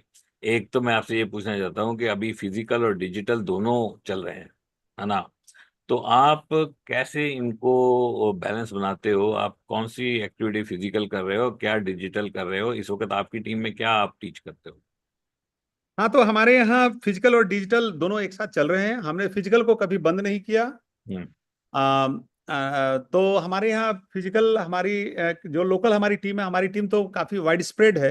हम्म। जो लोकल टीम है उसके लिए हम लोग जो फिजिकल प्रोग्राम है वो करते हैं, और डिजिटल भी साथ में करते हैं। एवरी वेंसडे हमारी एक डिजिटल की, हमारी एक डिजिटल ओपन मीट हमारी होती है, जो जिसमें हमारी ऑल ओवर इंडिया की हमारी टीम बैठती है। इसके अलावा जो हेल्थ का हम लोग एक एक्सरसाइज का प्रोग्राम करते हैं, वो हम लोग डिजिटल करते हैं। हम्म। तो उसमें भी हमारी पूरी ऑल ओवर इंडिया की हमारी टीम कनेक्टेड होती है। वो डेली? हाँ, तो वो डेली हमारे डिफरेंट लीडर्स के लेवल, पहले हमारे लेवल पर 2 साल हमने अपने लेवल पर किया था, हम्म। और पिछले 1 वर्षों से हमने अपने डिफरेंट लीडर्स को वो हैंड ओवर किया है। हमारे कुछ एमरल्ड्स हैं, कुछ फाउंडर प्लैटिनम्स हैं, वो लोग सब अपना कंडक्ट कराते हैं। तो 5-6 लोग, 6-7-8 लोग अपना कराते हैं, जो डिफरेंट लेवल पर कराते हैं। और मेरे लेवल पर एवरी सैटरडे होती है मॉर्निंग में। Okay, nice. जबरदस्त, आपने दोनों को फिजिकल डिजिटल, आप तो बहुत जबरदस्त एक्सरसाइज भी करते हो और आपने बहुत सारे रिकॉर्ड भी बनाए हैं एक्सरसाइज के अंदर, क्या क्या मैं क्या क्या आप बता रहे थे, मेरे को अभी पूरा ध्यान नहीं है कि क्या आप करते हो पर्सनली, कौन सी एक्टिविटी आप करते हो बहुत लंबे समय तक। कोई या तो आप पता नहीं सिटअप्स लगाते हो या पुशअप्स। पुशअप्स। मैं एट ए स्ट्रेच मैं ऐसे रोज 100 पुशअप कोशिश करता हूँ कर लूँ। ओहो। एट ए स्ट्रेच मैं एक बार में 35-40 पुशअप्स मैं करता हूँ। और 2-3 राउंड करके मैं कोशिश करता हूँ कि मेरा 100 पुशअप्स एवरी डे का मेरा कंप्लीट हो जाए। तो this is what I do. कमाल। और बाकी इसके अलावा और भी जो बाकी एक्सरसाइजेस है वो तो हम लोग करते ही हैं। बहुत जबरदस्त, मजा आ गया आपसे बात करके। लास्ट, अब हमारा लास्ट क्वेश्चन यही है, एक बहुत ही इंपॉर्टेंट क्वेश्चन। बहुत सारे लोग हैं इस वक्त इस मीटिंग में जो बड़ा बिजनेस बिल्ड करना चाहते हैं, सीरियस है, और कहते हैं यार कुछ भी कहो कर लेंगे, मतलब सभी नहीं लेकिन कुछ हैं ऐसे लोग जो कहते हैं उल्टा टांग दो यार तो वो भी कर लेंगे यार। मतलब कुछ हैं बहुत कमिटेड, कुछ लोग तो वेट कर रहे हैं यार, मस्ती में हैं लगे हुए। तो आपका जो सीरियसली बिल्ड करना चाहते हैं उनके लिए आपका क्या मैसेज है, फाइनल मैसेज, पार्टिंग थॉट्स, कुछ आपकी तरफ से मैसेज उनको कुछ समझ में आए जिससे वो कुछ बड़ा बिजनेस बिल्ड कर हाँ तो देखिए, ऐसा है कि हमारे गोल तो पूरे नहीं हुए हैं ना, पाए। तो हम मिडवे कैसे अपने प्रोग्राम को छोड़ सकते हैं। हम्म। और ये सोचना कि देखिए, मैं as a banker point of view से भी मैं बताऊं कि जिस दिन मैंने एमबे बिजनेस के प्लान को देखा था, मैं प्रोजेक्ट अप्रेजल का, मैं स्टेट बैंक में मैं एक्सपर्ट था। I use to appraise big projects, मैं करोड़ों के प्रोजेक्ट्स को मैं अप्रेज किया करता था। और मैं आज भी आपको बता सकता हूं कि there is no business like Amway business currently running in India. तो आप अपने दिमाग से हटा दीजिए कि there is anything else to be done. और आपके लाइफ के गोल अभी पूरे नहीं हुए हैं, अगर पूरे हो गए हैं तो वो और बात है।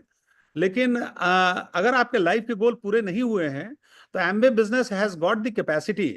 अब देखिए, कोरोना का पीरियड आया, कोरोना के पीरियड में बहुत सारी चीजें अपसाइड डाउन हुए, but we have touched our lowest point. अब यहाँ के बाद बिजनेस को ऊपर ही जाना है।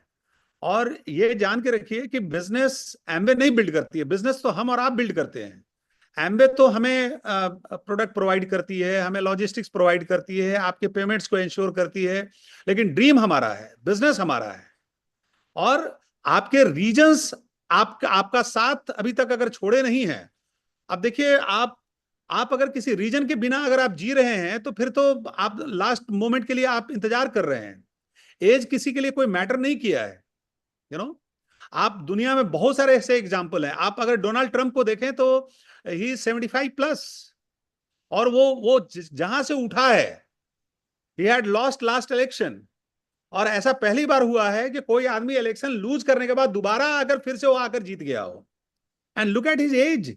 इसके पहले भी जो प्रेसिडेंट था उसका क्या एज था। But you live for your reasons. और आज एमबे बिजनेस का मैं आपको बताऊं कि जो करंट मैनेजमेंट है, इतने तरह की एक्टिविटी वो कर रही है। और वो साथ में इतने सारे चेंजेस वो ला रहे हैं कि वो चेंजेस के इफेक्ट आपको अगले 1 से 2 साल में आपको नजर आ जाएंगे। The only thing is that are we ready to to go for it और not, to go for our goals और नॉट। क्योंकि आपकी प्रैक्टिस बनी हुई रहनी चाहिए। एमवे तो अपना काम कर रही है, लेकिन जब आपको अचीवमेंट की प्रोसेस का टाइम आएगा, उस समय क्या बाकी लोग इस चीज को आगे लेकर जाएंगे, या आप रेडीनेस में है कि नहीं, आप प्रिपेयर्डनेस में है कि नहीं, आप ऑर्गेनाइजेशन फॉर्म कर रहे हैं कि नहीं, आप रोज बाहर निकल रहे हैं कि नहीं प्लान दिखाने के लिए। आप बोल सकते हैं कि हाँ, एमबे को ये करना चाहिए था, वो करना चाहिए था, लेकिन हमें क्या करना चाहिए था? क्या एमबे ने हमें रोका है रोज शाम में एक प्लान दिखाने के लिए? हमें और आपको कंफ्यूज होने की जरूरत नहीं कि मैं हेल्थ प्लान दिखाऊं कि मैं क्या दिखाऊं। आपको जो समझ में आता है आप वो करिए। आप हेल्थ पे काम करिए, चाहे अपॉर्चुनिटी पे काम करिए। आपको रोज शाम में जाकर लोगों से मिलना पड़ेगा। आपको अगर अपने सपनों को फुलफिल करना है, you will have to meet new people in the business. नए लोगों के पास ही आपकी नेक्स्ट पिन रखी हुई है। Go and meet new people, have the courage to meet new people. You know, उस समय भी बिजनेस था। अगर मैं नए लोगों से नहीं मिलता तो हमारा इतना बड़ा बिजनेस नहीं हो सकता था। आपका नेक्स्ट पिन उस नए व्यक्ति के पास है जिसको आप अभी अप्रोच करने वाले हैं। तो leave all the doubts in your mind. इसमें कोई डाउट नहीं होना चाहिए कि अनिल भाई क्राउन जा रहे हैं। इसमें कोई डाउट नहीं है कि हम क्राउन जा रहे हैं। हम इसीलिए इस बिजनेस को बिल्ड कर रहे हैं। और पूरे होश हवास में सोच समझ के इस बिजनेस को हम लोगों ने बिल्ड किया है। सोच समझ के हमने स्टेट बैंक के जॉब को छोड़ा है। हम जानते थे कि हम I have got 2 daughters to take care of them, हमने हमारे वाइफ के भी जॉब को छुड़वाया। तो हमारे माइंड में कोई डाउट नहीं है। आपका बिजनेस हो सकता है ऊपर नीचे हुआ हो, लेकिन हमारे सपने ऊपर नीचे नहीं होते हैं, न होने चाहिए। और बिजनेस जो है, देखिए, आप ये जान लीजिए कि आपको नए लोगों को बिजनेस में लाना पड़ेगा। जिस पेड़ पे नए पत्ते नहीं आते वो पेड़ सूख जाता है। हर एक नया आदमी आपको लाइफ में नया एक्साइटमेंट देगा। सो bring in new people in your business. नए लोगों को अप्रोच करिए, या तो वो हेल्थ के लिए आएंगे या पैसे कमाने के लिए आएंगे। लेकिन we are not the last dreamers on this world, on this earth. There are so many dreamers still out there. Just let us go and approach them, just talk to them. जब आपकी दुकान खुलती है, जब आपकी जुबान खुलती है, तो आपकी दुकान खुलती है। बात करने से बात बनेगी, लोगों से मिलना पड़ेगा। हैव होप, अपने सपनों को जिंदा रखिए। There is still so much to be achieved. जिंदगी बहुत ही खूबसूरत है। अभी तो आ, आ, आपके जो दिल्ली गुड़गांव के हैं जो डीएलएफ वाले, उन्होंने 91 ईयर्स में नई शादी की। तो अभी तो हम बच्चे हैं भाई। अभी आपकी और हमारी उम्र क्या हुई है? तो होप को जगा के रखिए। अभी हमने लास्ट ईयर हमने पढ़ा कि रणधीर कपूर इस उम्र में वो नया घर का गृह प्रवेश कर रहा था। तो अभी तो हमारी लाइफ में बहुत सारी चीजें बाकी हैं। जीवन में उत्साह को बना के रखिए, लाइफ में मोमेंटम को बना के रखिए। सुबह उठिए, एक्सरसाइज करिए, look for a beautiful body. अपने लिए लाइफ में गोल सेट करिए, चाहे आप किसी भी एज के हों। Set a goal for yourself. आप वॉकिंग का ही गोल बनाते हैं, आप हल्का सा वेट लिफ्ट का गोल बनाइए। आप 2 पुशअप से स्टार्ट कर सकते हैं, 2 पुशअप से स्टार्ट करिए। आप 4 स्क्वाट से स्टार्ट करना चाहते, 4 स्क्वाट से स्टार्ट करिए। हर दिन का एक गोल बनाइए। लाइफ में थोड़ा उत्साह पैदा करिए, अच्छी अच्छी बातें सोचिए, अपने बारे में सोचिए कि 5 साल के बाद आप कहां होने वाले हैं। बहुत सारे विदेशी कंट्रीज को आप घूमना चाहते थे, अभी नेक्स्ट मंथ में हम लोग लंदन जा रहे हैं। तो एम्वे आपको सारी चीजें कराते रहेगा, लेकिन आपको अपने लिए यह सोचना है कि हम किस तरीके से अपने बिजनेस को बड़ा करें, सो दैट कि हमारे लाइफ के गोल्स फुलफिल्ड होते रहें। So it is all up to you, ये आपके ऊपर है। आज अनिल भाई को देखिए, उन्होंने आज एक बार 6 महीने पहले भी हमारी बातें हुई थी, and I was so sorry कि मैं उस समय नहीं आ पाया था। I would beg to be मैं आपसे सब लोग से क्षमा प्रार्थी हूं। तो कितना प्रयास करते हैं, कितना मेहनत करते हैं, कितने सपनों को जगा कर रखे हुए हैं। तो अभी एम्वे का बेस्ट पीरियड आ गया है। नाउ इज द टाइम, कि जब बोलते हैं ना कि जब लहर चढ़ने वाली होती है, तो जो बढ़िया जो स्कीयर होता है उसी समय अपने बोट को फेंक देता है ऊपर, और चढ़ती हुई लहर पे चढ़ जाता है। तभी ये टाइम है, चढ़ती हुई लहर पे चढ़ जाइए, and set a big goal for yourself, set a challenging goal for yourself। Anil भाई। जबरदस्त, बहुत बढ़िया। सबसे पहले तो thank you very much Anuj for coming here and accepting our invite. And आज की talk was one of the best I have heard over the last 27 years. इतने साल के बाद ऐसी टॉक बहुत देर के बाद सुनने को मिली। इसमें बहुत कुछ सीखने का था। आपने जो आपकी कमिटमेंट थी वो तो पूरी बायोपिक होनी चाहिए उसके ऊपर, जैसे आपने बिल्ड किया बिजनेस को। बहुत अमेजिंग आपका स्टोरी रही, और आपकी टीचिंग भी बहुत जबरदस्त रही। आपने जैसे बोला ना, एक तो अराइवल सिंड्रोम नहीं होना चाहिए कि मैं तो कर लिया सब कुछ यार, अब मेरे को क्या करना है, फिर तो लाइफ का फायदा ही क्या है। और लाइफ के किसी भी उम्र में सपने जगे रहने चाहिए और काम करते रहना चाहिए। और एक आपने और जबरदस्त बात बोली, चाहे आप हेल्थ दिखाओ, अपॉर्चुनिटी दिखाओ, जो मर्जी दिखाओ, करो काम तो करो, लाओ तो सही नए बंदे, किस तरह मर्जी लाओ, जैसे मर्जी लाओ। बहुत ही अमेजिंग, एक बार जोरदार तालियां होनी चाहिए सबकी तरफ से। एंड